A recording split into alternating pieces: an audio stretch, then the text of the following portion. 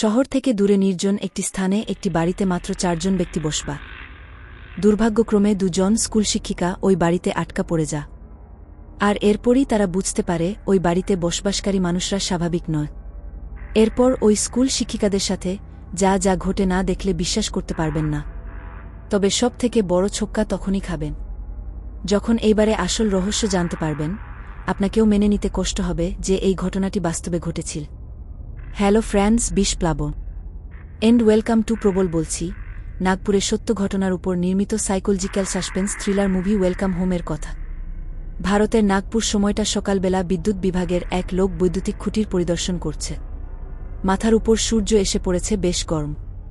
তারপর আবার তার সাথে থাকা বোতলের পানীয় শেষ লোকটি খেয়াল করে পাশে একটি দোতলা বাড়ি, তাই পানি চাইতে সেই বাড়িতে গিয়ে দরজায় নক করে। তখনই ভিতর থেকে একটি মেয়ের চিৎকারের শব্দ ভেসে আসছিল। ভিতর থেকে দরজার দিকে এগিয়ে আসছে। এখান থেকে 3 শিফট হয়। আমাদের অনুজা নামে একটি মেয়েকে দেখানো হয়। অনু যেখানে নতুন এসেছে, আর এখানে একটি স্কুলে চাকরি রয়েছে। অনুভব নামে একটি ছেলের সাথে বিয়ে ঠিক হয়ে আছে, সামনে তাদের বিয়ে। তাই ভৈরব অনুকে ছুটি নিয়ে বিয়ের প্রিপারেশন নিতে বলছে। কিন্তু ও যা বলে মাত্র 7 জন করছে, এখন ছুটি নিতে পারবে না।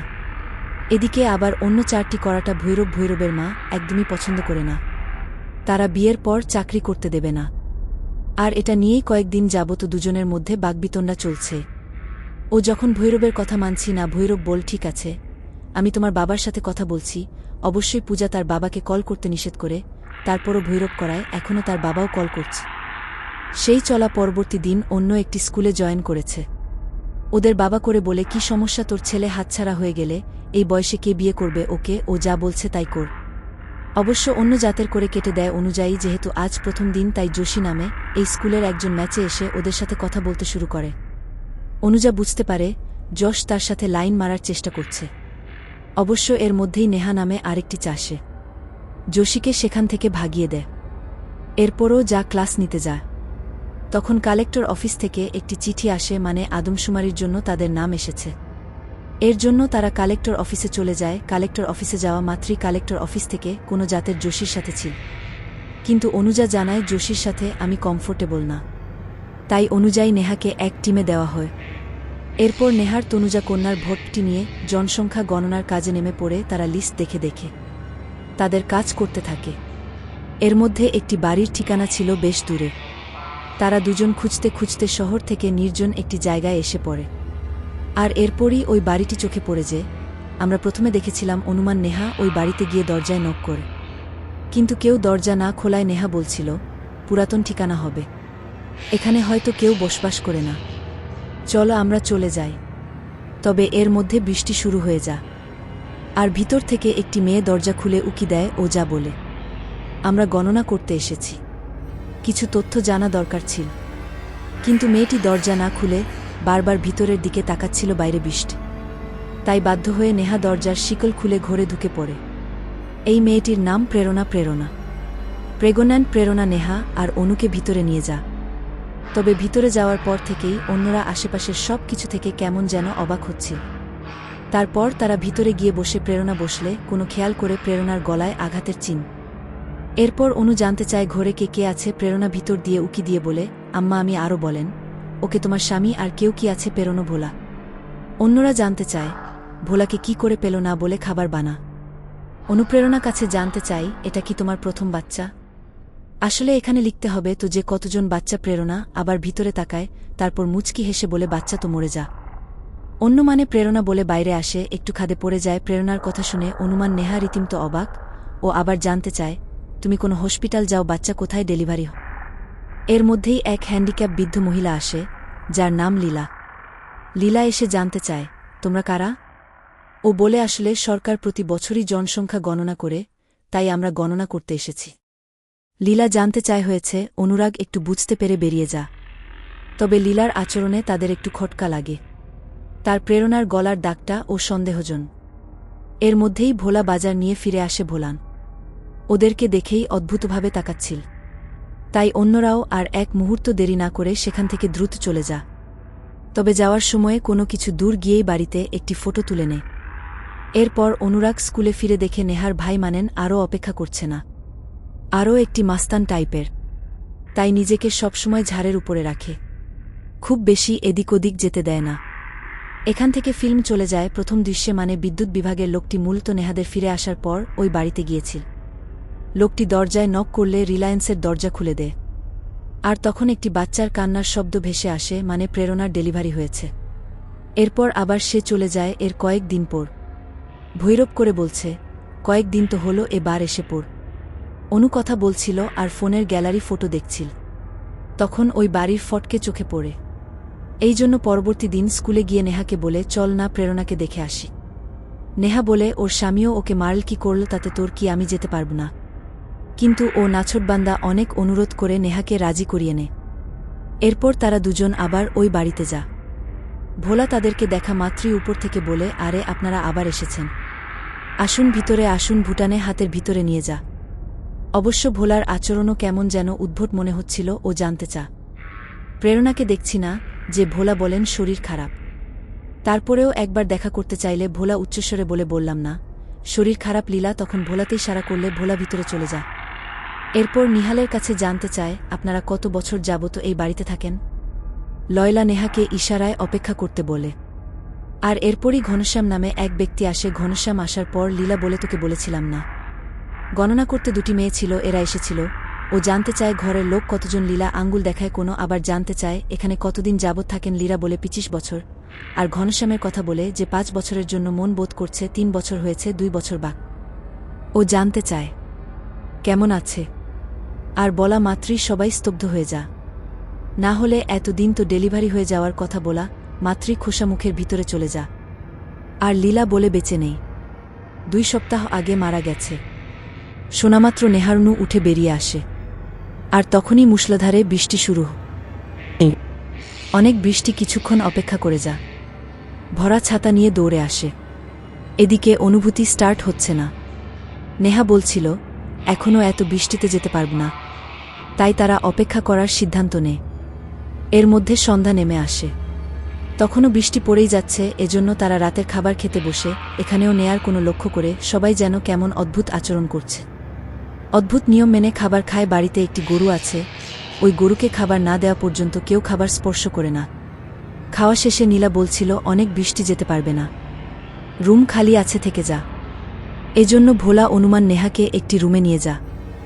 নেহারনু পড়েছে এক মহা বিপদে, যেতে পারছে না, থাকতে মন চাইছে না। অনু বলছিল, আমার কেমন যেন মনে হচ্ছে চলে যায়। কিন্তু নেহার কথা, এই রাতে না আছে বাইরে আলো, আর জঙ্গলে না জানি কি কি জন্তু জানোয়ার আছে, কিভাবে যাব। তারপর আবার দাদা বারবার কল করছে, কি বল বুঝতে পারছি না।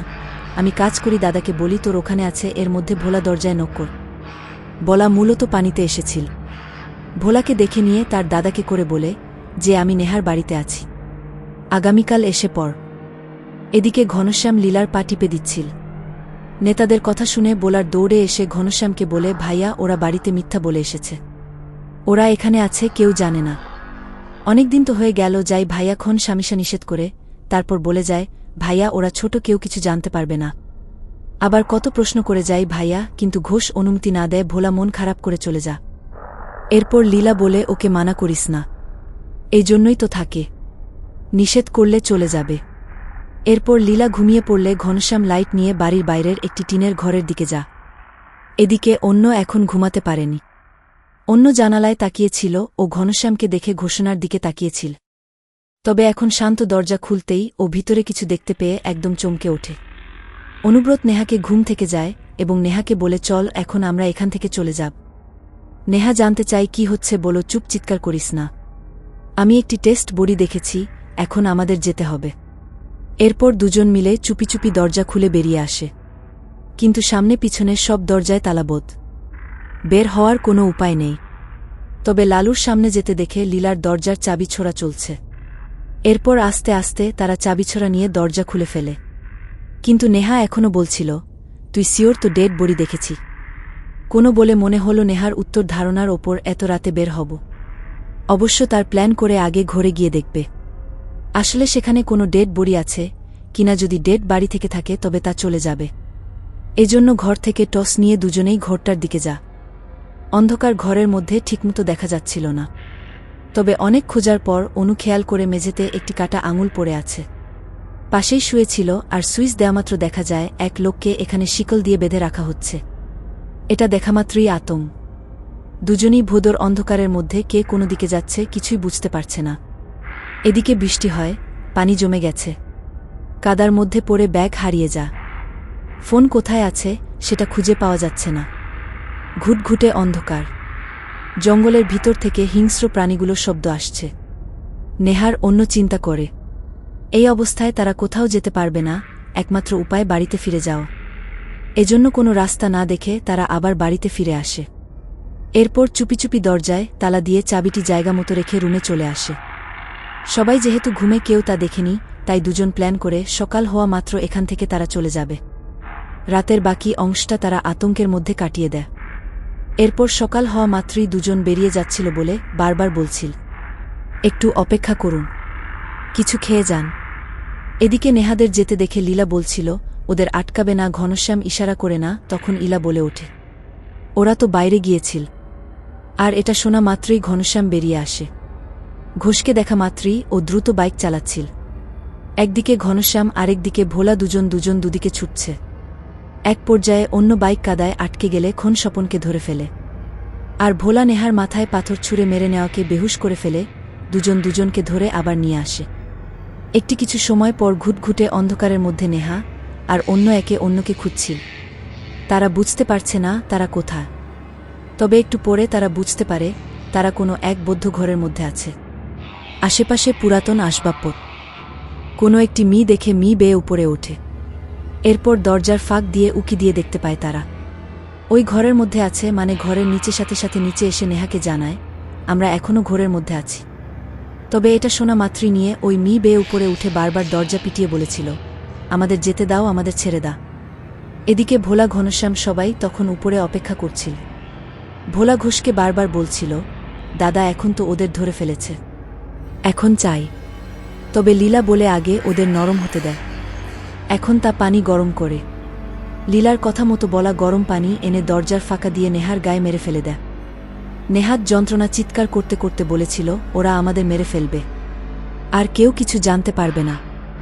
অনু বোঝানোর চেষ্টা করে, আমরা উপায় বের করে এখান থেকে মুক্ত হব। নেওয়ার কথা কিসের উপায় বের করবি? তোর কথা মতো এখানে এসে এই অবস্থা সব দস্তু। আর এমন পরিস্থিতিতে পড়লে কি বা বলবে? ভাবুন তো, এমন পরিস্থিতি আপনি নিজে পড়েছেন, তখন আপনার মনের অবস্থা কেমন হবে? এদিকে আবার অন্যকে ফোনে না পেয়ে ভৈরব অনুর খোঁজ করতে অনুর ভাড়া বাসায় এসে জানতে পারে ওই দুদিন হলো বাসায় নেই। বাড়িওয়ালা ভৈরবকে স্কুলে গিয়ে যোগাযোগ করতে বলে। তবে ভৈরব যখন বের হচ্ছিল তখনই নেহার ভাই নার্ভ আসে। নেহাকে খুঁজতে এসেছে। নাড়ু উল্টো অনুর দোষ দেয় এবং বলে, ওর তো জোশীর সাথে অবৈধ সম্পর্ক ছিল। দেখ, কথা ভেবেছে হয়তো, এটা নিয়ে দুজনের মধ্যে ঝামেলা পেতে চা। তখন বাড়িওয়ালা বলছিল, তোমরা পুলিশ কমপ্লেন করো, কিন্তু নারীর কথা সে পুলিশে কমপ্লেইন করবে না, তার মান সম্মান চলে যাবে, এটা বলেন আর চলে যা। আর এরপর ভৈরব চলে যা। এদিকে অনুমান নেহা কান্না করে যাচ্ছে। হঠাৎ অন্য একটু সামনে গিয়ে কিছু জিনিসপত্র দেখে নেহাকে বলে দেখ, প্রেরণা এখানে ডেলিভারি হচ্ছে, এই তো সব জিনিসপত্র পড়ে আছে। তবে কি প্রেরণার ওয়াইফ না? প্রেরণাও কি আমাদের মতো এখানে আটকে পড়েছে? এটা ভেবে তাদের মধ্যে আতঙ্ক আরও বেড়ে যা। দুজনেই প্ল্যান করে। এরপর দরজায় নক করে নিচে থাকা রড নিয়ে অপেক্ষা করতে থাকে। অন্যদিকে শব্দ করায় ঘোষ ভোলাকে নিয়ে নিচে নেমে আসে এবং একটি পেট নিয়ে নেতাদেরকে এলোপাথারি পেটাতে থাকে। এমনকি অন্য নাকে ঘুষি মেরে উনাকে বেহুশ করে দেয়। এরপর দুজনকে ফেলে রেখে ঘোষরা উপরে আসে। আর ঘনশ্যাম ফিরে আসা মাত্রই লীলা প্রেরণা দিশা করতে প্রেরণা অন্য ঘরে চলে যা। এরপর ঘনশ্যাম প্রেরণার সাথে স্বীকার করে। এর ঠিক কিছু সময় পর ভোলা বলছিল, খাবার দিলে ওদের শক্তি বেড়ে যাবে, খাবার দিব না। কিন্তু লীলার কথা না হলে মারা যাবে, যা খাবার দেয়। এর জন্য খাবার নিয়ে নিতে চায়। ভোলার 9 হাতে তুলে নিচ্ছেন, হাতে খাবার খাওয়াতে থাকে। নেহা বাধ্য হয়ে খাবার খাচ্ছি। মেয়েও বুঝতে পারছিল ভোলা কি চাচ্ছে, তাই নেহাত খেতে চাইছিল না। আর এটা দেখে বলা নেহাত জোরাজুরি করছিল। তখনই পাশে থেকে অনুভূতিকে আঘাত করে ফেলে দেয়। আর ভোলান রাগ করে আবার মারতে শুরু করে।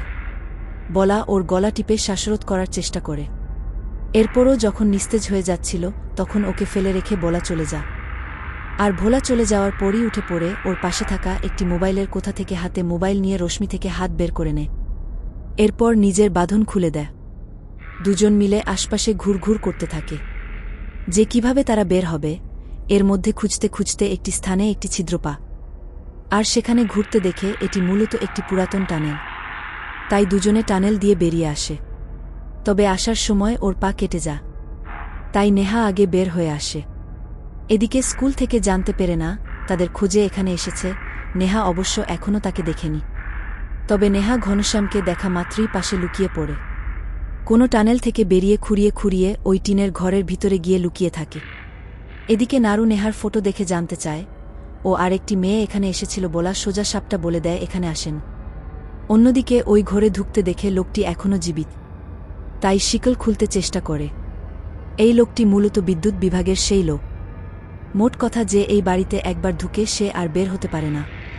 কোনো অনেক চেষ্টা করেও শিকল খুলতে পারছিল না। এজন্য লোকটিকে বলে তুমি থাকো, আমি তোমাকে কথা দিচ্ছি আমি তোমার জন্য আবার ফিরে আস। এদিকে না চলে যাচ্ছিল তখন আরও খেয়াল করে বাড়ির বাইরে নেহার ব্যাগে থাকা নেহার ফটোটি পড়ে আছে। তার মানে ওরা এখানে আছে।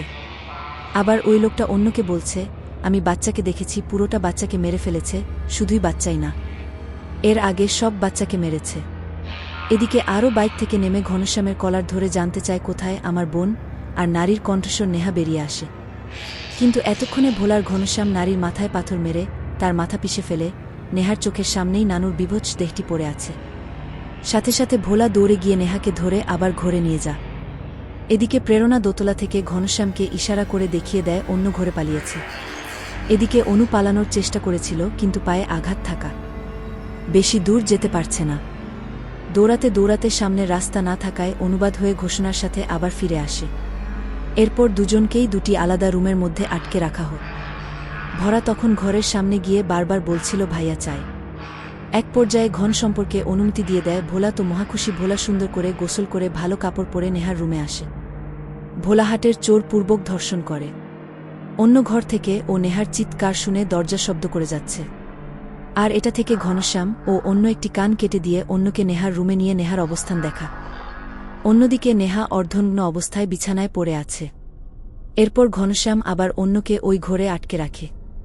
কিন্তু অভাব ছিল যে কোনো মূল্যে তাকে এখান থেকে বের হতে হবে। অন্য তখন খেয়াল করে জানালায় কাঠ দিয়ে আটকে রাখা, আর তাই ওই কাঠের বাঁধন খুলে অনুপ জানলা দিয়ে লাফ দেয়। এদিকে ভোলা আবারও নেহার কাছে এসে দেখে নেহাত কেটেছে।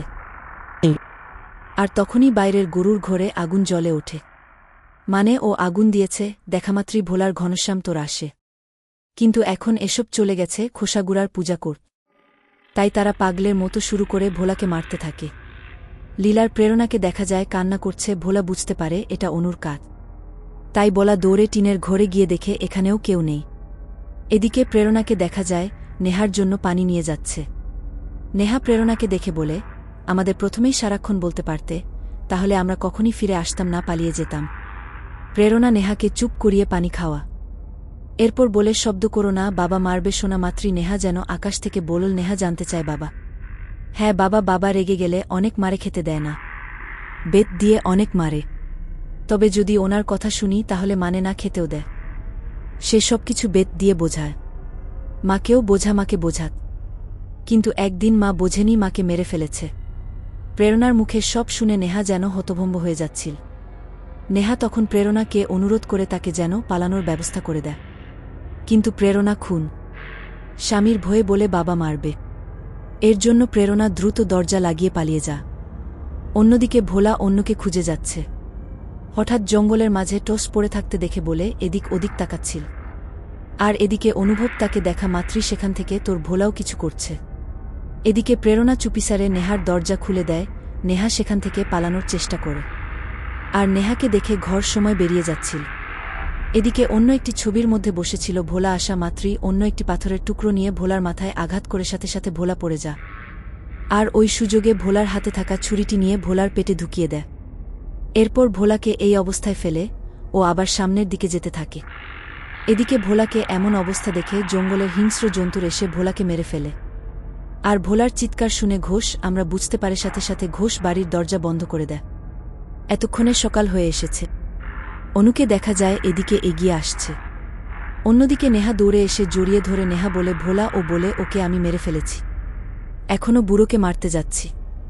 নেহা বলেন, আনু যাস না, চলো পালিয়ে যাই। ওরা আমাদের মেরে ফেলবে। তুই জানিস না? প্রেরণার মেয়ে শুনে হতবাক বলেন, এত বছর ধরে ওর নিজের মেয়েকে ধর্ষণ করে আসছে, এত বাচ্চাকে মেরেছে, আমাদের সাথে সব কর। আমি ওকে না মেরে কোথাও যাব না। আর তোর সাথে যা হচ্ছে, এরপর তুই ওকে জীবিত রেখে যেতে চাইছি। এরপর দুজন মিলে ওই টানেল দিয়ে আবার ঘরের মধ্যে প্রবেশ করে খোসা। আমরা তখন পাশের ঘরে বসেছিল। ঘনশ্যাম বুঝতে পারে ওরা ঘরে ঢুকেছে, এজন্য ঘরের সামনে হাত ধরতে চেষ্টা করছিল। ঘরের সামনে দেখে নেহাত দৌড়ে ছাদে চলে যায়, ঘর সময় পিছে পিছে যা। এরপর উনার ঘোষণার মধ্যে ধস্তাধস্তি চলতে থাকে। এদিকে নেহা ছাদে উঠছিল, তখনই লীলা নেহাকে মারতে এলে নিজে বাঁচতে বাধ্য হয়ে নেওয়া লীলার গলার মধ্যে কাঁচি ঢুকিয়ে দেয়। সাথে সাথে লীলা মারা যায়। অন্যদিকে অন্য ঘনশ্যামের মাথায় আঘাত করে ঘোষের মাথা ফাটিয়ে ঘনশ্যাম ছাদ থেকে নিচে ফেলে দেয়। এরপর নিচে নেমে এসে ঘোষালের গলায় ছুরি চালিয়ে ঘোষের মৃত্যু নিশ্চিত করে। এরপর নেহা আসার পর দুজন মিলে বাড়ি থেকে বেরিয়ে আসে। বাস্তব ঘটনাতেও ঘোষ, আমরা 2 বছর যাবৎ ওই বাড়িতে বসবাস করছি। আর এই 20 বছরে ঘনশ্যামের তারা প্রেরণা 8টি বাচ্চার জন্ম দেয়, যা 7 জনকে মেরে ফেলা হয়েছিল। একটি তখনও প্রেরণার পেটে। ঘোষ আমার ভোলা মিলে মোট 3 জনকে ওই বাড়িতে খুন করেছিল, যার মধ্যে ভোলানো জনকে রেপ করেছিল। আর প্রেরণার আশা বেশি ছিল তাদের প্রথম ভিকটিম। ওই বাড়িতে যে একবার প্রবেশ করে তাদের সত্যিটা জেনে গিয়েছিল তাকে আর ফেরত যেতে দেয়নি, সবাইকে খুন করেছে। আর অনুমান নেহাই প্রথম যারা ওই বাড়ি থেকে জীবিত ফিরে এসেছিল। কি ঘটনা বাস্তবে ঘটেছিল এটা মানতে নিশ্চয় আপনার কষ্ট হচ্ছে। কষ্ট হলেও এটাই বাস্তব। নাগপুরের ওই বাড়িতেই ঘটনা ঘটেছিল। ঘনশ্যামের মতো এমন অনেক সাইকো আছে যারা আমাদের আশেপাশেই আমাদের সমাজে বসবাস করছে। তবে ঘটনার মতো সব ঘটনা প্রকাশ্যে আসে না। মুভিটি আপনার কেমন লেগেছে কমেন্ট এ জানাবেন।